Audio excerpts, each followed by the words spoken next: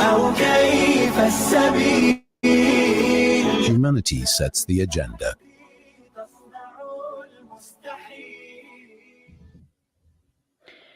NubianQ Urban, I was going to say Nubian Queen.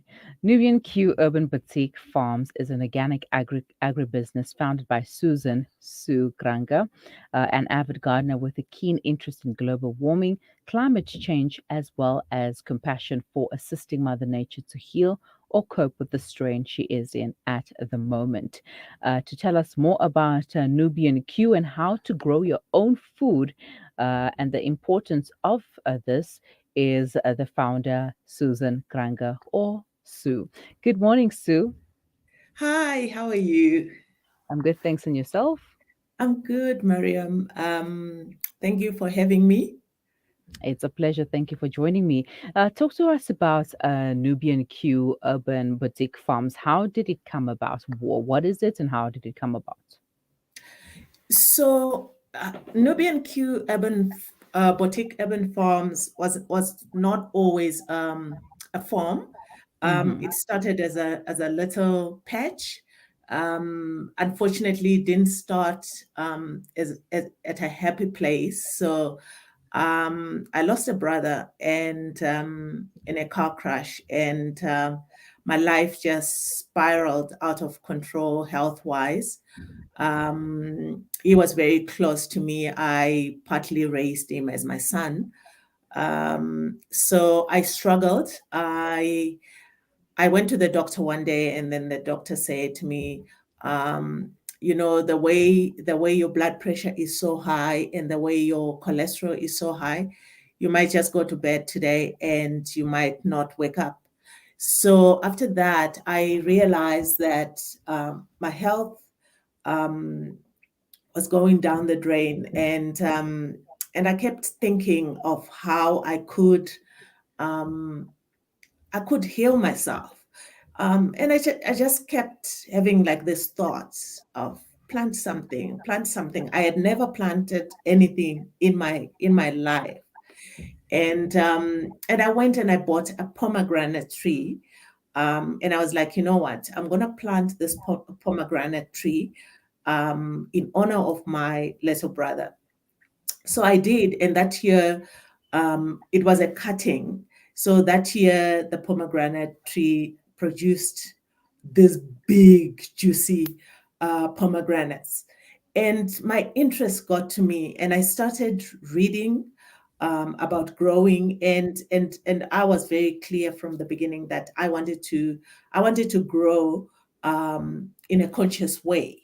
I just didn't want to like take and not give anything to the soil. And I started reading, and I was like, what kind of growing do I want to?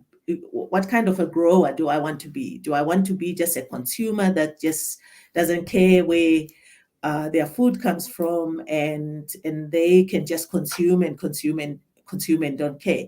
And I decided, you know what? Let me find out ways that I can help to ease Mother Nature. I was always very conscious about the global warming, climate changes, and I can see it every day. And now that I am a grower, I can actually like see it like physically in the changes that we are having in my fruit trees, in my vegetables. Everything is just haywire. You can tell. So I decided to read about what can I grow and how can I grow. So then I started like growing, normal things like spinach. But I was like, no, man, I am an exotic person naturally. So I wanted things that you don't necessarily find in the shops, or if you do, they are very expensive. And I've got a very sophisticated palate. So I love things like asparagus and pomegranates. So those are the things that I was drawn to. Things that people don't think you can grow for yourself. They just think it's just like these exotic things that just someone somewhere can grow, but not me. So I decided to look at things like that. But when I actually started reading, I started reading about asparagus. I wanted to grow asparagus so badly, but I was not sure. I was like, there's no way asparagus will grow. So I started reading about it, and I actually realized asparagus is one of the plants that are very easy to grow. They take long to fruit, but after you've planted it for 3 years, you won't get nothing.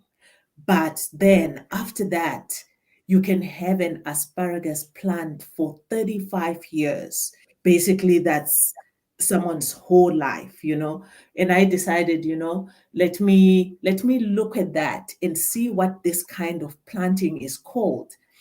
And then I stumbled on perennial growing and permanent agriculture, which basically meant that I had to grow things that I don't have to dig up every time and disturb the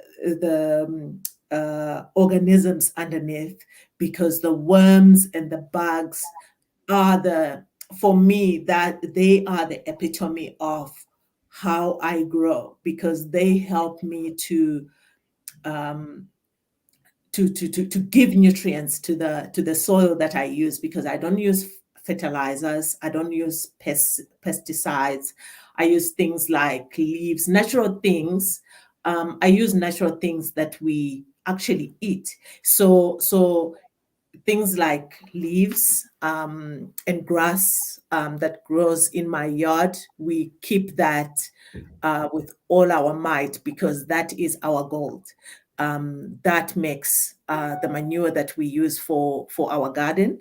And we don't, when we dealing with pests, we don't kill pests, we just deter them. So for me, it's a very sophisticated and broad way of planting, and you can't do commercial with that. And I never wanted to do commercial. I wanted to produce like good quality food that people can actually like taste and realize that it tastes different to the commercial tomatoes or whatever they eat. My tomatoes taste so different, but it takes that person that knows what good food is for them to notice and say, you know what, this tastes like spinach. I can smell spinach. I can taste spinach. And mostly my vegetables, you don't need to spice them up, because they just naturally they taste really, really good. So basically that's how the page started. But last year the Department of Trade and Industry recognized us as a farm, and we were registered as a farm, even though I still do the farming at my house. And by the way, I don't have a farm as people think of a farm. I do stay in a security state, which is where I grow my food. And I grow so much excess food that even the gardeners in the estate, they pass by and they can have some vegetables. And for me, I think that's also another thing, that imagine if every household had the amount of food that I have, we wouldn't have poverty in Africa. We wouldn't be labeled as people that have poverty, because everyone will just be able to give. And for me, I find when you grow, there's abundance. So it's something that you don't think about when you have to give someone. People can just even the excess that we take to the markets, we don't weigh our food to say like 500 grams or 200 grams. We don't do that. We just get a bunch. When we're satisfied that this is enough, that's what the person gets. So for me, I think it's more than growing. It's dealing with giving back the decency to humanity, which is part of my work that I do. Yeah, so basically that's how it started. I'm sorry it went wordy, but yeah, I just wanted you to get as much information as you can. Basically, yeah. And the funny thing is that as Africans, we all come from a background of farming somehow. We all Yes. planted something in our backyards, in Yes. our gardens, etc., to share with family and friends. And you wonder, like, then why do we still have poverty? Because I mean, we Yeah. have green fingers and we always plant. We are used to it, and now look And at we us in always this did. situation. We always Yeah. did. Hmm. That's my question too. All right, Susan, let us take a quick break and we will continue when we return. Please stay with us. Thank you.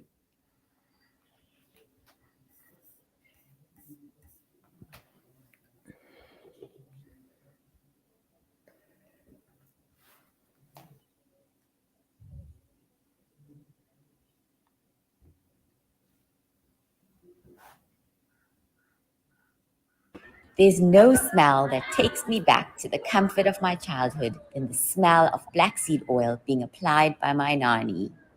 Now I'm using tib black seed in my own home to soothe sniffles and coughs, to help with digestion and immunity, and of course, as part of my beauty routine.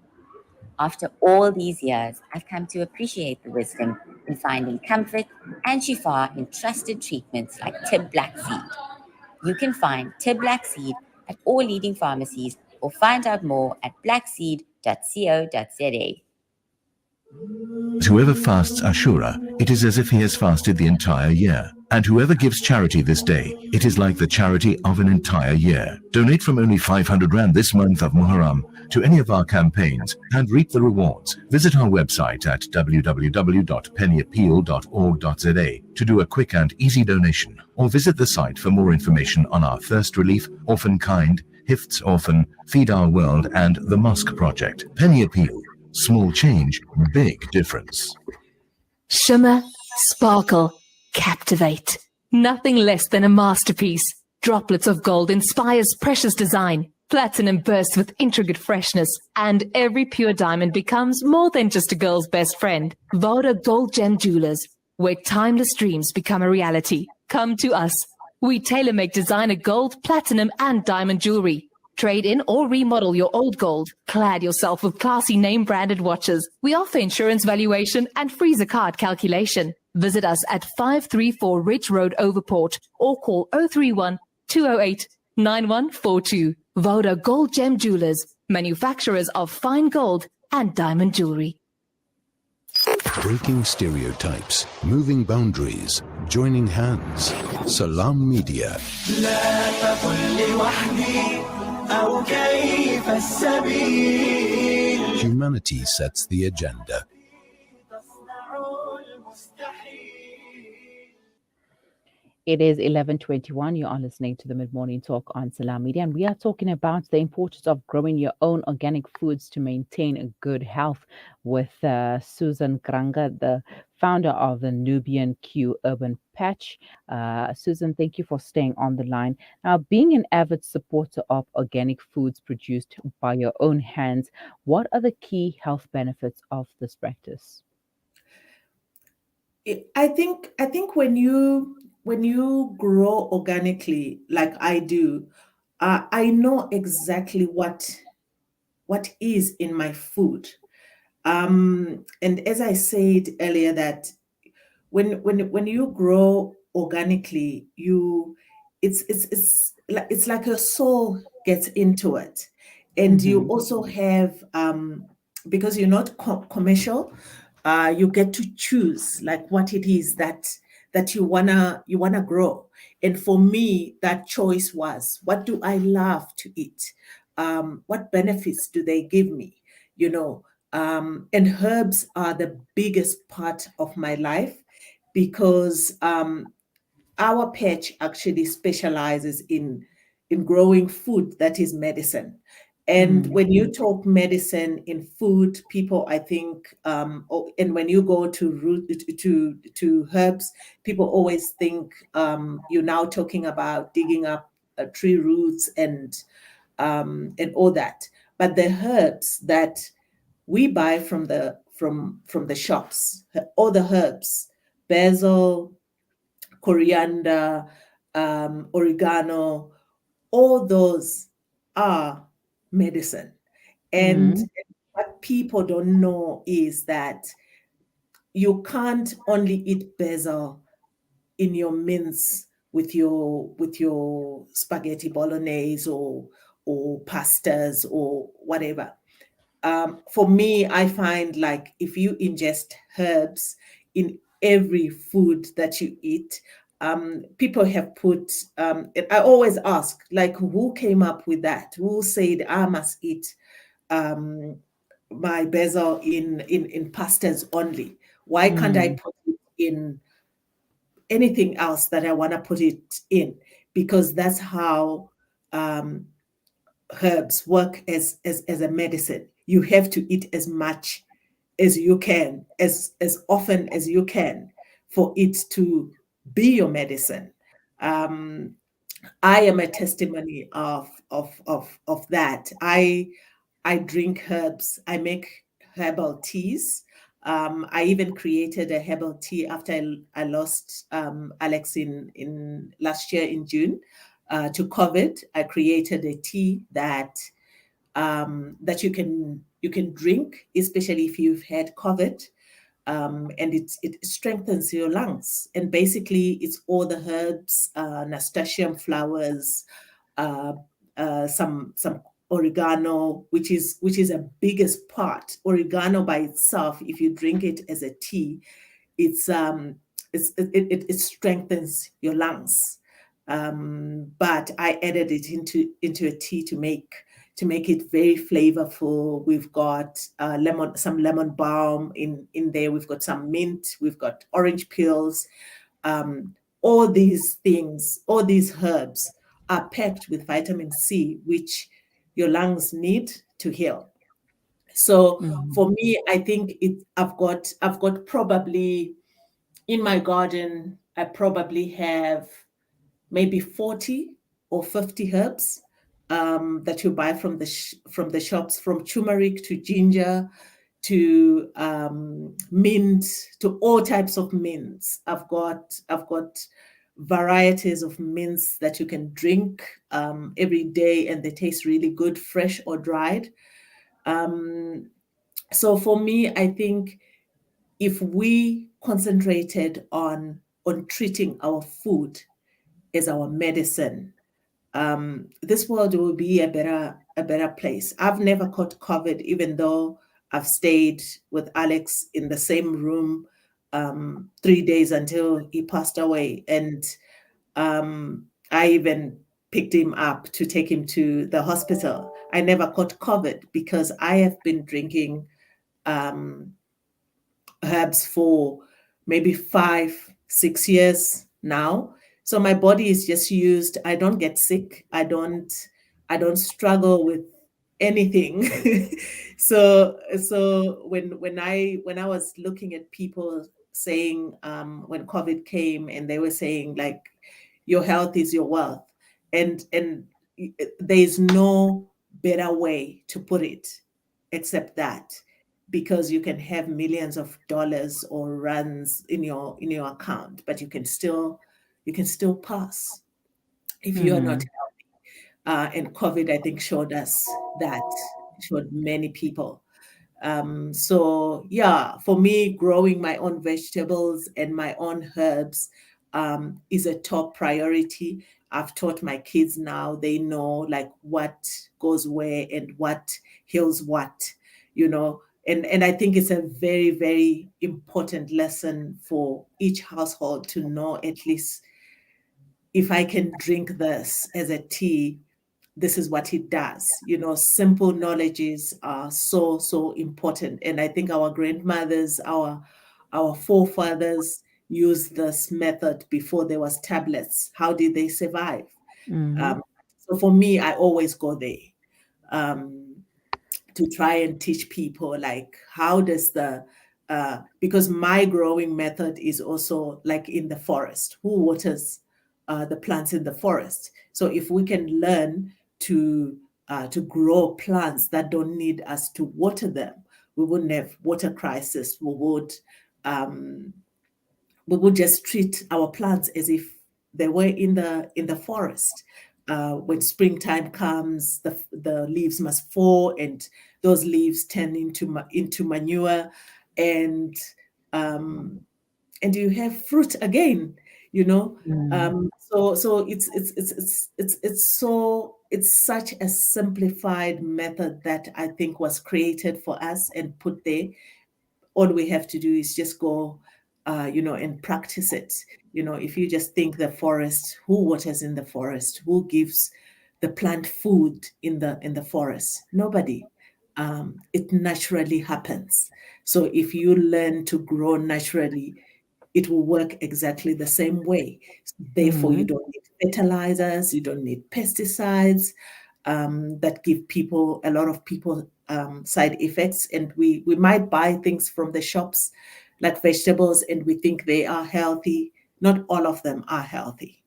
Most of True. them have pesticides. So and they have also like mediums that keeps them fresh for long.